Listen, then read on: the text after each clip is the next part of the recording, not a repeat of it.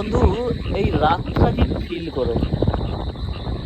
আর দেখো, এই নিঝুম রাতে একবার আকাশের দিকে তাকিয়ে দেখো।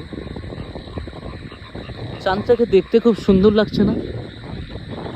এই চাঁদটা দেখো, প্রতিনিয়ত আমাদের অনবরত আমাদেরকে সে তার ব্রাইটনেস, তার পজিটিভনেস আমাদের মধ্যে সব সময় প্রতিনিয়ত সে সার্ভ করে যাচ্ছে। আমাদের মধ্যে প্রতিনিয়ত সে তার ব্রাইটনেস দিয়ে আমাদের মধ্যে একটা ভালো এনভায়রনমেন্ট ক্রিয়েট করছে প্রতিনিয়ত।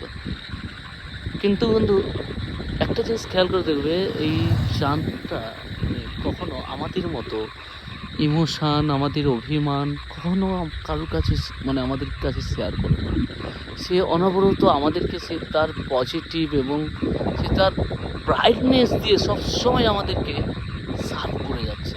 ঠিক তেমনই বন্ধু, আমাদের প্রতিনিয়ত আমাদের জীবনে প্রতিনিয়ত আমাদেরকে এই চাঁদটার মতো আমাদেরকে নিজেদের ইমোশান, নিজেদের অভিমান সব কিছুকে কন্ট্রোল করে আমাদেরকে জীবনে এগিয়ে যেতে হবে বন্ধু।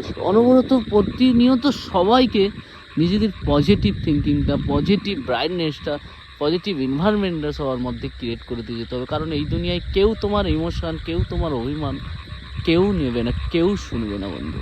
তাই জীবনে সর্বদা অলওয়েজ চেষ্টা করো সবসময় সবার মধ্যে আপনার এই পজিটিভ ব্রাইটনেসটা সবার মধ্যে সার্ভ করা।